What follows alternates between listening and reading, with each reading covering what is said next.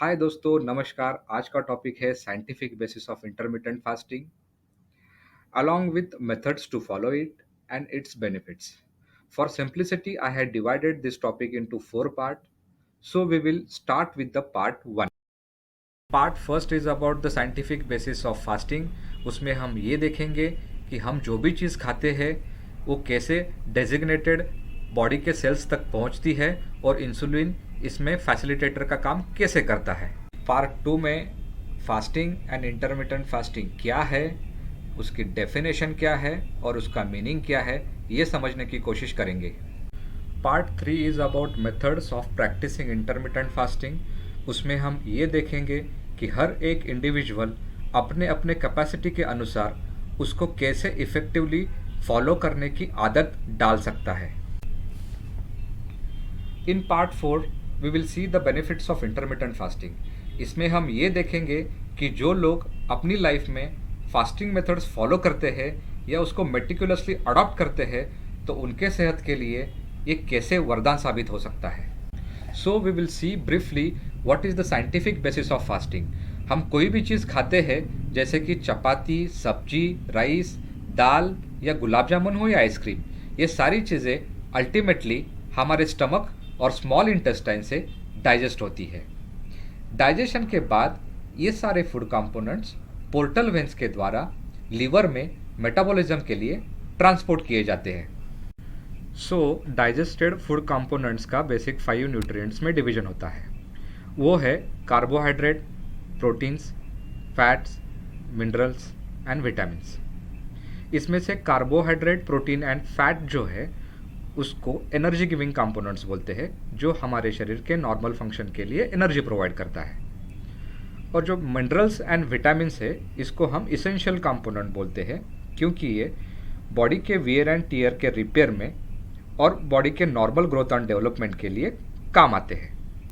अब काम चालू होता है लीवर का।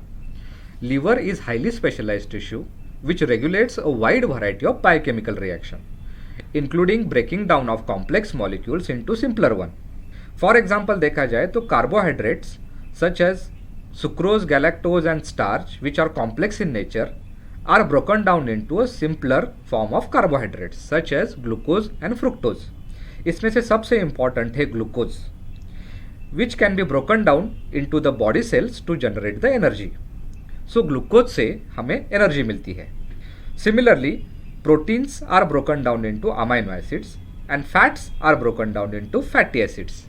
ये सारे nutrients अब लीवर से ब्लड में ट्रांसपोर्ट किए जाते हैं और ब्लड वेसल्स के द्वारा ये सारे न्यूट्रिएंट्स हमारे शरीर के विभिन्न अंगों के सेल्स तक पहुंचाए जाते हैं। क्योंकि ये सारे न्यूट्रिएंट्स का यूज़ ब्लड में नहीं है बल्कि हमारे बॉडी के सारे सेल्स में है, जैसे कि brain cells, heart cells, kidney cells, muscle cells, bone marrow cells etcetera etcetera. Similarly glucose and amino acid liver से ब्लड में आ जाने के बाद वह पैंक्रियाज को स्टिमुलेट करते हैं और पैंक्रियाज के द्वारा ब्लड में इंसुलिन का काउंटर सिक्रेशन हो जाता है। अब यहाँ से काम चालू होता है इंसुलिन का, क्योंकि इंसुलिन एक मेन हार्मोन है जो ब्लड में आए हुए न्यूट्रिएंट्स को बॉडी के हर एक सेल तक पहुँचाने का काम करती है। सो जब तक हमारे शरीर में इंसुलिन पर्याप्त मात्रा में सिक्रेट होता है तब तक ब्लड में जो ग्लूकोज एंड अमाइनो एसिड्स वो बराबर सेल्स में ट्रांसपोर्ट होते हैं। अगर इंसुलिन की मात्रा कम हो गई या बॉडी के सेल्स इंसुलिन के प्रति रेजिस्टेंट हो गए तो ब्लड का ग्लूकोज ब्लड में ही रहता है। उनको हम इंक्रीज्ड ब्लड शुगर लेवल बोलते हैं या फिर वो इंडिविजुअल डायबिटीज़ का पेशेंट हो जाता है। अब मैंने कहा कि इंसुलिन हमारे शरीर की एक मेन हार्मोन है। चलिए देखते हैं कि इंसुलिन काम करता कैसे है। हमारे शरीर के हर एक सेल्स में इंसुलिन के रिसेप्टर्स होते हैं। हम उसको इंसुलिन का लॉक भी बोल सकते हैं। और इंसुलिन हार्मोन होती है उसकी चाबी। इंसुलिन की चाबी जब उसके रिसेप्टर के लॉक को अटैच हो जाती है तो सेल्स में चेन ऑफ बायोलॉजिकल रिएक्शन कार्यान्वित हो जाता है और इससे सेल्स के बाकी सारे दरवाजे खुल जाते हैं। ये सारे बाकी दरवाजे मीन्स सेल मेम्ब्रेन के चैनल्स, जिनके द्वारा ब्लड का ग्लूकोज एंड अमाइनो एसिड्स और बाकी सारे न्यूट्रिएंट्स सेल में एंट्री कर जाते हैं। अब हम ये देखते हैं कि न्यूट्रिएंट्स का सेल में क्या काम है?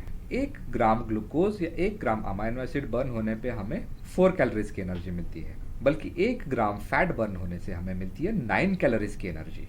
तो दोनों में से एफिशिएंट कौन है, फैट या ग्लूकोज और अमाइनो एसिड्स?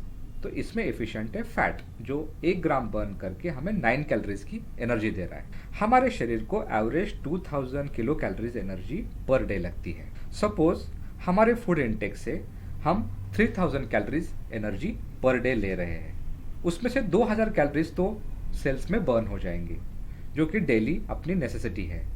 बट जो 1000 किलो कैलोरीज एनर्जी बचती है वो आइदर ग्लाइकोजन में कन्वर्ट हो जाती है।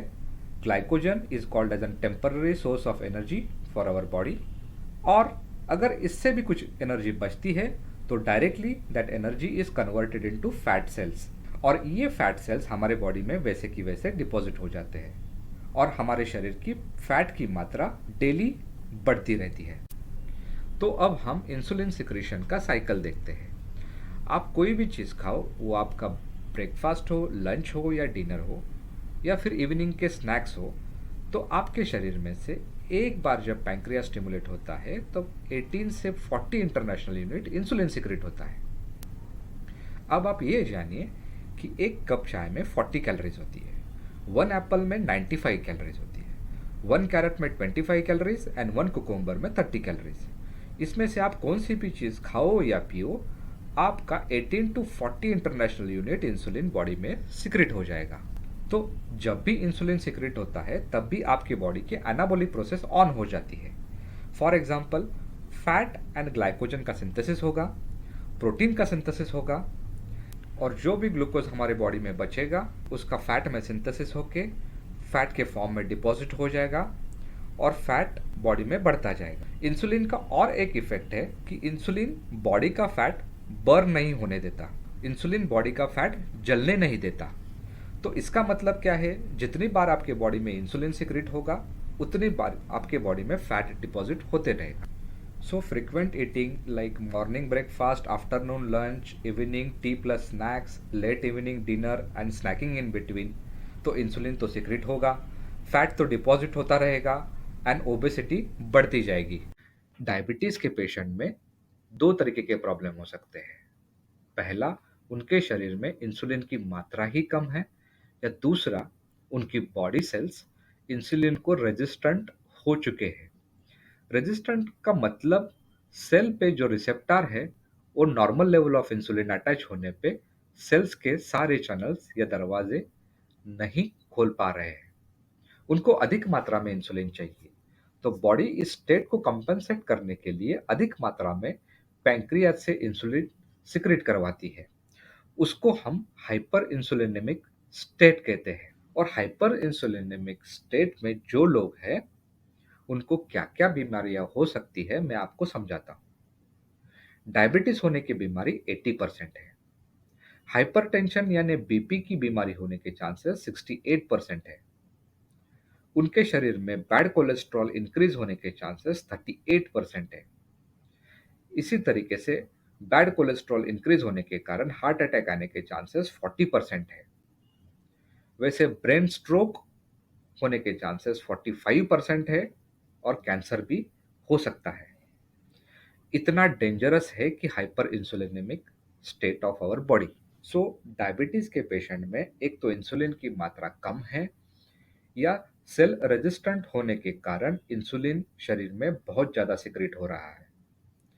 तो दोनों कंडीशन में अगर आप बार बार खाते रहोगे, हर 4 घंटे 2 घंटे में कुछ ना कुछ खाते रहोगे, तो आपके ब्लड में जो ग्लूकोज डिपॉजिट होगा वो कैसे ट्रांसफर कर पाएंगे सेल्स में जहां उसका डेजिग्नेटेड काम है। क्योंकि एक तो सेल रेजिस्टेंट हो चुके हैं और दूसरा इंसुलिन की मात्रा कम हो सकती है। इस कंडीशन में आपकी शुगर कंट्रोल नहीं हो पाएगी और आपका डायबिटीज बढ़ता जाएगा। इतनी सारी प्रॉब्लम्स मैंने आपको बताई, लेकिन इसका आंसर क्या है, इसका सॉल्यूशन क्या है? सॉल्यूशन एक ही है, that is rationalisation of insulin secretion from our pancreas. तो कैसे करें हम ऑप्टिमम मात्रा में इंसुलिन को सिक्रेट? इसका आंसर है फास्टिंग और इंटरमिटेंट फास्टिंग, जिसको बोलते हैं हिंदी में उपवास या आंतरिक उपवास। So what is fasting? Fasting is a complete abstinence of food for health, ritualistic और religious purpose. तो फास्टिंग होता क्या है? फास्टिंग मीन्स है क्या? तो fasting means there is an absolutely no secretion of insulin from our pancreas. इस state में शरीर के जो भी सेल्स इंसुलिन को रेजिस्टेंट हो चुके हैं, वो कुछ पीरियड के बाद कंटिन्यूस इंसुलिन स्टिमुलस ना होने के कारण वो सेल्स फिर से इंसुलिन सेंसिटिव हो जाते हैं। इसका मतलब इंसुलिन इन सेल्स पे फिर से काम करना चालू कर देता है। लेकिन as we all are animals we can't continue in a fasting period for longer period of time.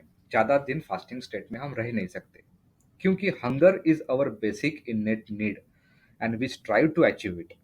तो इसको ओवरकम करने के लिए we need to follow intermittent fasting. तो इंटरमिटेंट फास्टिंग है क्या? Intermittent fasting is an eating pattern that involves a regular short term fast.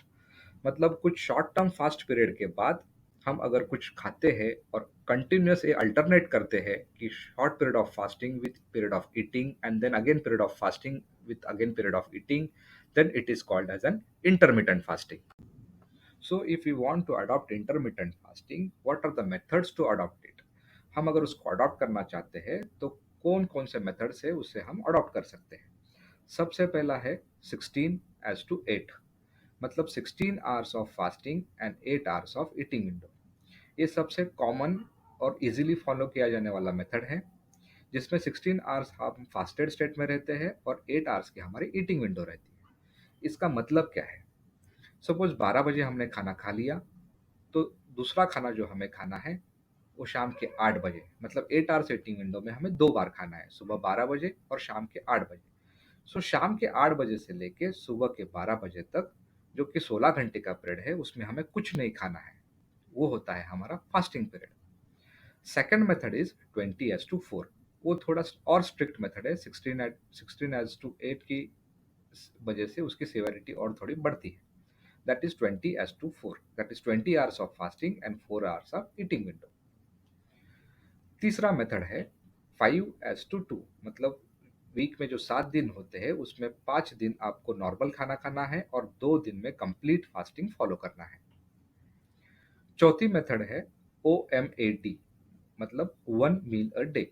आप कौन सा भी दिन का एक टाइम डिसाइड कर लो जिसमें आप अपना पूरा खाना खा के लो, और रेस्ट ऑफ द 24 आवर्स या रेस्ट ऑफ द 23 आवर्स आपको कुछ नहीं खाना है। That is and again more stricter way to do the fasting and intermediate fasting. तो ये 16 आवर्स 20 आवर्स इस फास्टिंग पीरियड में बॉडी में क्या फिजियोलॉजिकल चेंजेस होते हैं? सबसे पहले जो रेडिली अवेलेबल ग्लूकोज है वो इनिशियल 8 घंटे में 8 आवर्स में बर्न हो जाता है।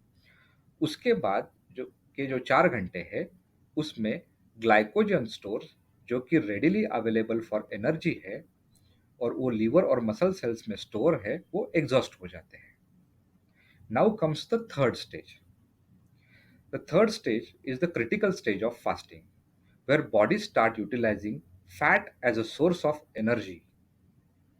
तो शरीर में जो भी फैट है वो बर्न होना चालू हो जाता है, और शरीर अभी सोर्स ऑफ एनर्जी किसको यूज कर रहा है? फैट को। तो फास्टिंग के साथ अगर 45 मिनट्स की एक्सरसाइज उसमें ऐड कर लेते हैं, तो आपके ग्लूकोज और ग्लाइकोजन के स्टोर्स है वो जल्दी खत्म हो जाएंगे और body will immediately shift towards fat for its source of energy. हम पार्ट 4 में अब ये देखेंगे कि फास्टिंग और इंटरमिटेंट फास्टिंग के बेनिफिट्स क्या हैं। सबसे पहला और प्राइम बेनिफिट जो बोला जाता है वो है reversal of diabetes and obesity. Diabetes reverse कैसे होता है वो हमने अभी ऊपर थ्योरी में समझ लिया, और बिल्कुल शॉर्ट में मैं आपको समझाता हूँ कि HbA1c is indicator to measure the diabetes progression और reversion, that is glycated haemoglobin, जो हमारे ब्लड का 3 महीने का एवरेज ग्लूकोज होता है।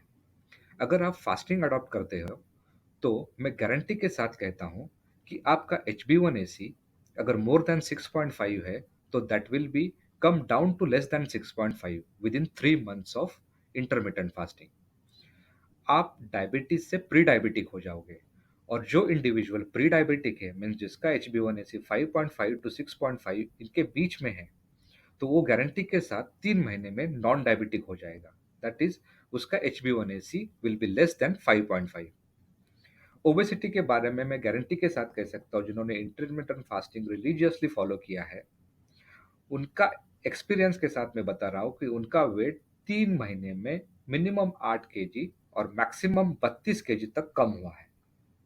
सिमिलरली उनकी जो वेस्ट साइज है, मिनिमम 2 इंच से लेके मैक्सिमम 6 इंच तक उसकी वेस्ट साइज भी कम हुई है। तो इतना बेनिफिट इंटरमिटेंट फास्टिंग डायबिटीज और ओबेसिटी के बारे में देता है। सेकंड बेनिफिट है autophagy. Auto means self and phagy means eating. 2016 में नोबेल प्राइज एक जापानीज साइंटिस्ट को अवार्ड किया गया, जिसने ऑटोफैजी ये कंसेप्ट उसके बेनिफिट्स के साथ मेडिकल रिसर्च के द्वारा प्रूव कर दिया। ऑटोफैजी है क्या? जब शरीर प्रोलॉन्ग फास्टिंग स्टेट में रहता है तो बॉडी के नॉर्मल सेल्स ज़्यादा देर स्टार्विंग स्टेट और विदाउट एनर्जी रह नहीं सकते। इसीलिए बॉडी के नॉर्मल सेल्स बॉडी के dead cells, abnormal cells, pre cancerous cells और इन्फ्लेमेटरी सेल्स को खाना चालू करते हैं। इसीलिए फास्टिंग स्टेट से हमारी पूरा शरीर इंटरनली क्लीन होता है, कैंसर होने की संभावना दूर हो जाती है और शरीर इंटरनली प्यूरिफाई हो जाता है। बाकी के बेनिफिट्स हम समराइज करते हैं। फास्टिंग से इंसुलिन का रैशनलाइजेशन होने के कारण बॉडी का जो कोलेस्ट्रॉल है ऑप्टिमाइज हो जाता है। दैट इज जो बैड कोलेस्ट्रॉल है वो डिक्रीज होता है और गुड कोलेस्ट्रॉल इंक्रीज होता है। उसी कारण हमारा हार्ट हेल्दी बनाया रहता है। ब्रेन पे भी उसका पॉजिटिव इम्पैक्ट है। That is our memory will become sharp, cognitive abilities will enhance, and overall life expectancy of human being will increase. Yes, finally, I am Dr. Sagar Suryanshi, who is specialized in diabetes and obesity reversal, also expert in the techniques of intermittent fasting. So please subscribe, like, and share to stay healthy and stay fit. Thank you.